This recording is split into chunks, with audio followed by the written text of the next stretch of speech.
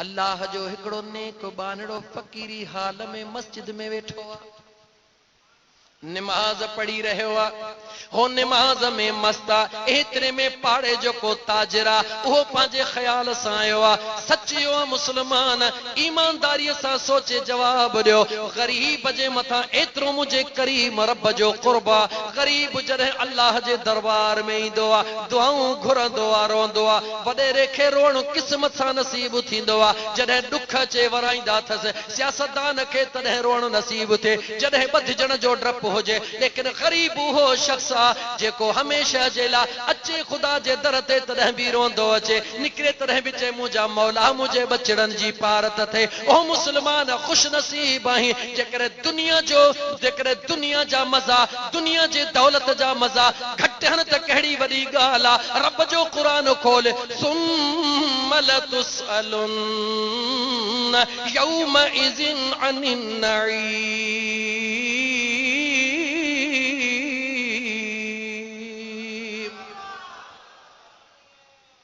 जेतिरो खुदा ॾिनो अथई पुछाणो बि ओतिरो ई थींदी।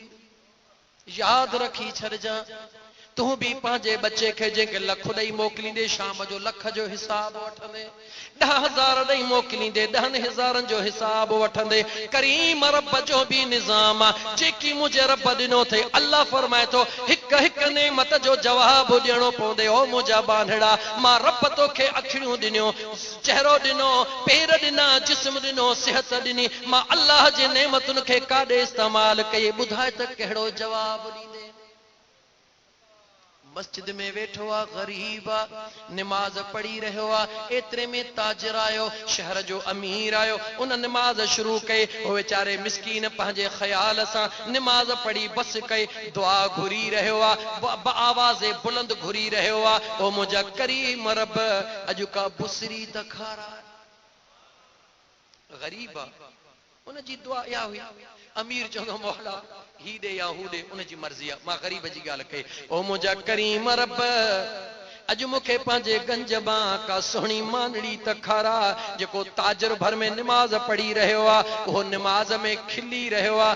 पक हाणे दिलि में ख़्याल थो करे, अॼु मूंखे ॾिसी करे ही मुलो दुआ थो घुरे, अॼु मूंखे ॾिसी करे ही अहिड़ियूं ॻाल्हियूं थो करे।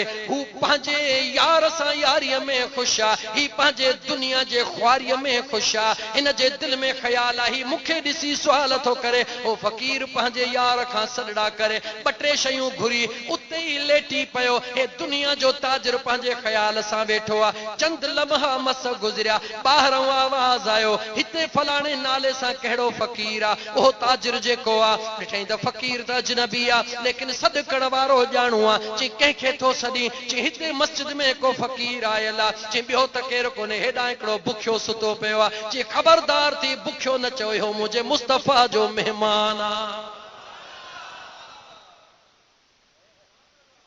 ताजिर हैरत में पइजी वियो, छा थो चवई? चई सब्र कर।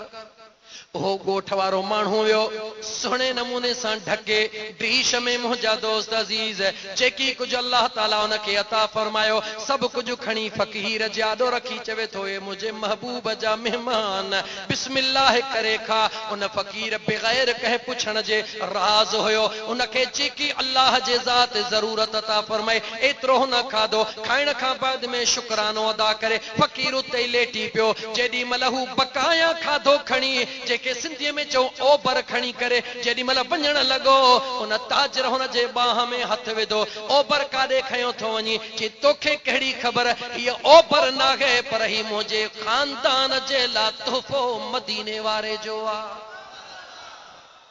नथो ॾेंसि, चई मूंखे भला थोरो ज़रूरु, चई दाणो बि न ॾींदो मैं।